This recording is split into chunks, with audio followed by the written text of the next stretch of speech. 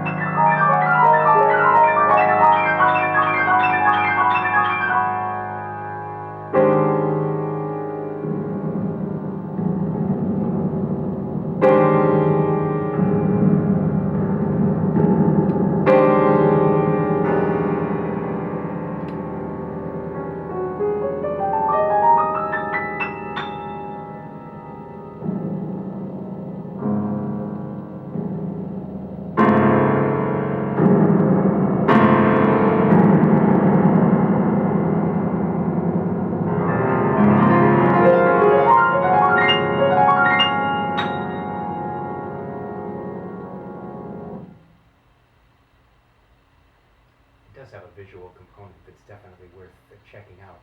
When what we were just listening to by Slonimsky, that's a big Russian family, in this case Sergey Slonimsky, who is the nephew of one of my favorite writers on music, named Nicholas Slonimsky. I have a big fat book called The Baker's Biographical Guide that has great descriptions of the composers in there, who wrote The Bells, or just Bells, that we just heard performed by 5th grader Sofia Marina as one of the winners of our Russian Chamber Music Foundation annual competition.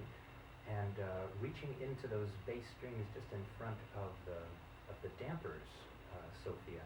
Have you done this piece in the stand-up version when the bracing of the piano doesn't accommodate your reach? You have to stand up and reach behind? At first, when I was starting the piece, Yeah. I did that, but then I learned that it's harder to. I have to press both pedals when I play, so it's harder to do that when you reach behind the dampers. You just put a harness on and have somebody hold you while you reach it. Yeah, meaning you have to use the soft pedal and Yes. the sustain pedal. Yeah, it's pretty hard to balance that much weight on your heels and reach all the way into the piano. But you definitely get the bells effect, especially with that nice final note there for the Slonimsky piece. Okay, figure skating, swimming, skiing, which of those three are you focused on most these days in the non-piano realm? Figure skating, Really?